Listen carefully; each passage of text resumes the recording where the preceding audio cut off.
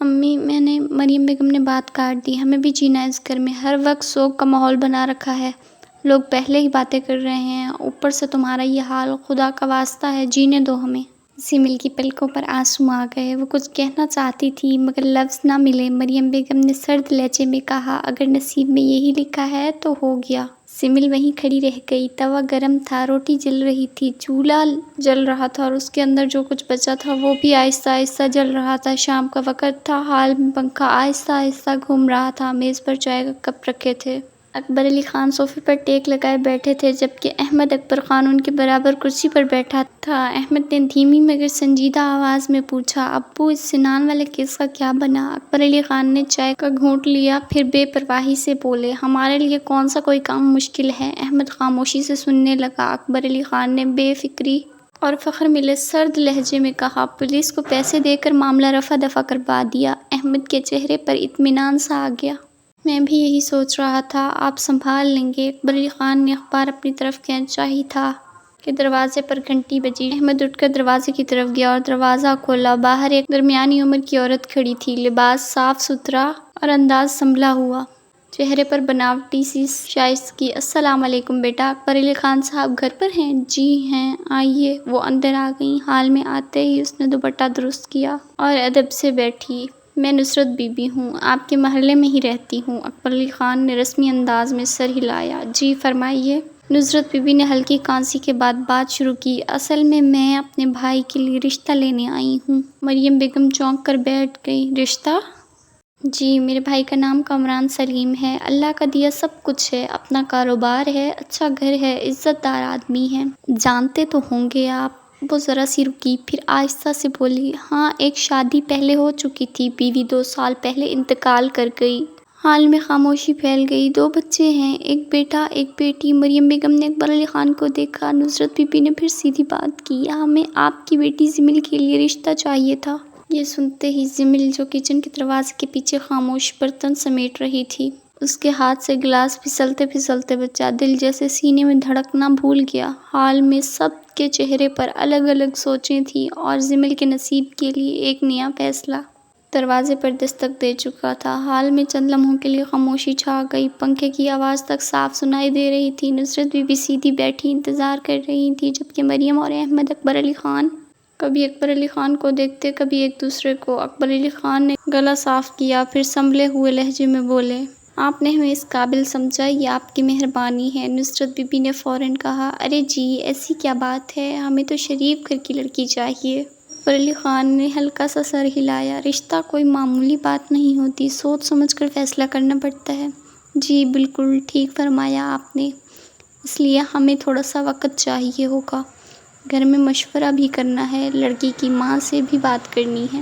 Nusrat be be مسکرا دیں، جی ضرور، اطمینان سے سوچ لیجیے، ہم بھی جلدی میں نہیں ہیں۔ مریم بیگم نے رسمی انداز میں کہا، چائے تو پی کے جائیے۔ نہیں بہن پھر کبھی، آج اجازت دیجیے۔ وہ اٹھ کر کھڑی ہوئی، جاتے جاتے پھر بولی، بس جواب اچھا ہو تو خوشی ہوگی، کامران سلیم بہت سمجھدار آدمی ہے، بیوی کی کمی ہے گھر میں اور بچوں کو ماں کی ضرورت ہے۔ یہ کہہ کر دروازے کی طرف بڑھ گئی۔ احمد اکبر خان نے دروازہ بند کیا تو گھر کے اندر پھر خاموشی اتر آئی۔ مریم بیگم نے دھیرے سے پوچھا، کیا خیال ہے؟ اکبر علی خان نے گہری سوچ میں ڈوبی آواز میں کہا، دیکھتے ہیں۔ کچن کے دروازے کے پیچھے کھڑی جمیل کے ہاتھ سرد ہو چکے تھے، رات کافی گزر چکی تھی، گھر کے باقی کمروں کی بتیاں بجھ چکی تھیں مگر اکبر علی خان اور مریم بیگم کے کمرے کی روشنی اب بھی جل رہی تھی۔ دروازہ بند تھا مگر اندر سے دھیمی آوازوں میں گفتگو جاری تھی، کبھی اکبر علی خان کی بھاری آواز سنائی دیتی، کبھی مریم بیگم کا دبا ہوا لہجہ، عمر تو زیادہ ہے مگر گھر بنا بنایا ہے،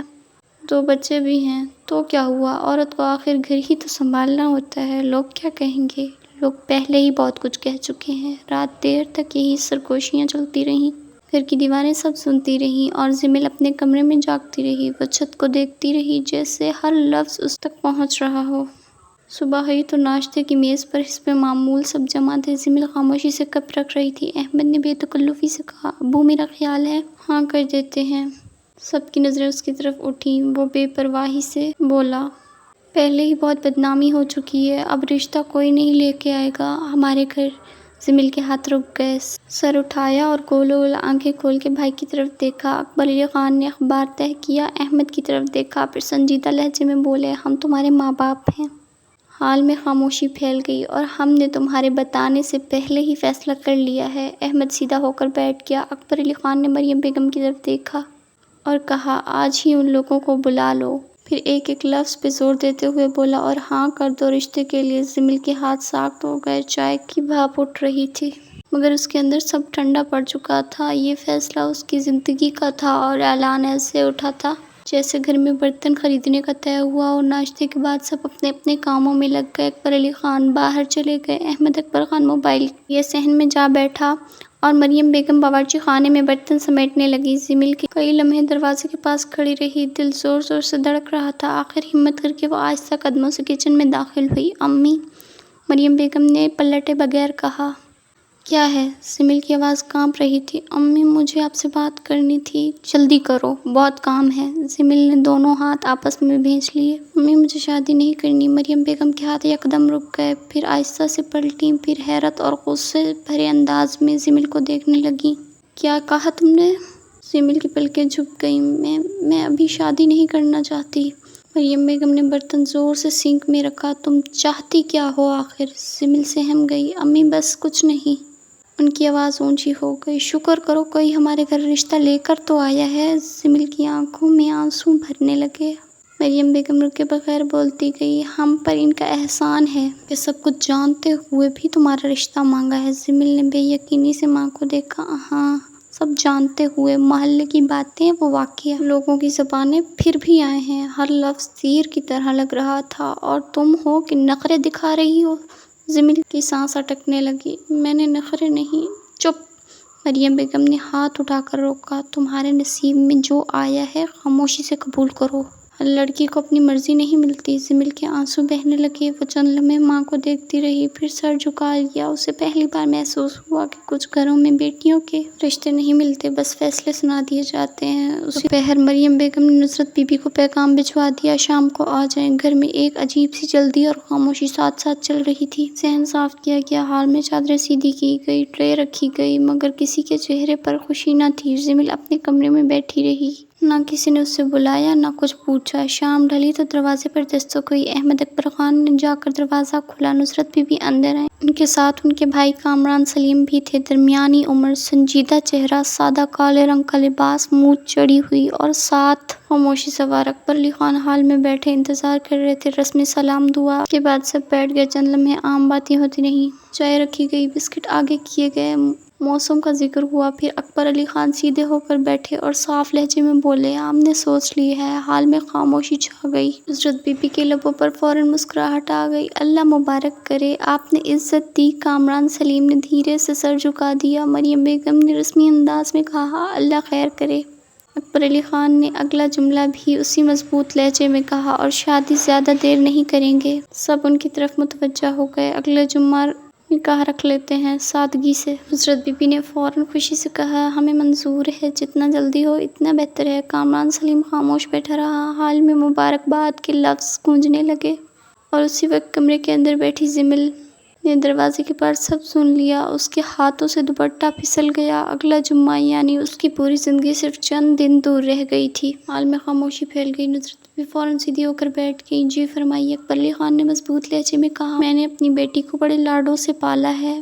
زمیل جو اندر کمرے میں بیٹھی دروازے کے پاس سب سن رہی تھی، اس کے ہاتھ بے اختیار رک گئے۔ اکبر علی خان بولتے رہے، رخصتی کے بعد اسے کوئی مشکل پیش نہیں آنی چاہیے۔ نصرت بی بی نے فوراً کہا، ارے نہیں، آپ فکر نہ کریں۔ اکبر علی خان نے ایک ایک لفظ پر زور دیتے ہوئے کہا، میری بیٹی بہت لاڈلی ہے۔ جملہ دیواروں سے ٹکرا کر زمیل کے دل تک جا پہنچا۔ اس کی آنکھوں میں آنسو بھر آئے۔ وہی باپ جس نے کبھی اس کی خواہش نہ پوچھی تھی، وہی باپ جس کے فیصلوں نے اس کی زندگی بدل دی، آج دنیا کے سامنے اسے لاڈلی کہہ رہا تھا۔ نصرت بی بی مسکراتی رہیں، آپ کی بیٹی ہماری بیٹی ہوگی۔ حال میں رسمی اطمینان پھیل گیا، اور اندر کمرے میں زمیل چپ چاپ بیٹھی سوچ رہی تھی، کچھ لفظ بہت خوبصورت ہوتے ہیں، بس سچ نہیں ہوتے۔ اگلے چند دن گھر میں شادی کی تیاریوں کے نام پر ایک خاموش بھاگ دوڑ شروع ہو گئی۔ صحن میں کبھی درزی آتا، کبھی چوڑیاں ناپنے والی عورت، کبھی کپڑوں کے تھیلے آتے، کبھی مریم بیگم کسی فرصت میں چیزیں گنتی رہتی۔ حال میں رشتہ داروں کے فون کیے جا رہے تھے۔ سادہ سا نکاح ہے، بس گھر والے لوگ ہوں گے۔ جی اگلے جمعے گھر میں الفاظ خوشی کے تھے مگر فضا میں خوشی نہ تھی۔ زمل کے لیے جوڑا آیا تھا، گہرا مرونی رنگ، سنہری کڑھائی، ساتھ ہلکا دوپٹہ۔ مریم بیگم نے کمرے میں آ کر بستر پر رکھ دیا۔ دیکھ لو تمہارا نکاح کا جوڑا ہے۔ زمل بستر کے کنارے بیٹھی تھی، اس نے جوڑے کی طرف دیکھا بھی نہیں۔ مریم بیگم نے جھنجھلا کر کچھ کہا، ہر وقت یہی چہرہ بنا کر مت بیٹھا کرو، شادی ہر لڑکی کے نصیب میں نہیں ہوتی۔ زمل خاموش رہی، مریم بیگم چلی گئیں۔ کمرے میں صرف زمل، جوڑا اور خاموشی رہ گئے۔ کافی دیر بعد اس نے ہاتھ بڑھا کر کپڑے کو چھوا، ریشمی کپڑا نرم تھا مگر اس کے نصیب کی طرح سرد۔ رات کو وہ کھڑکی کے پاس جا کر کھڑی ہوئی، باہر گلی میں بچے کھیل رہے تھے، کہیں دور سے کہکہاؤ کی آوازیں آ رہی تھیں، آسمان پر آدھا چاند تھا۔ زمل نے آہستہ سے آنکھیں بند کر لی، اسے یاد بھی نہ تھا کہ آخری بار اس نے اپنی مرضی سے کیا مانگا تھا۔ کمرے کے باہر احمد اکبر خان کی آواز آئی، امی مہمانوں کی فہرست دیکھ لیں۔ مریم بیگم بولی، ہاں بس سب ہو جائے گا، اب سب ہو جائے گا۔ یہ جملہ سن کر زمل کی پلکوں سے آنسو ٹپک پڑا۔ ہاں سب ہو رہا ہے سوائے اس کے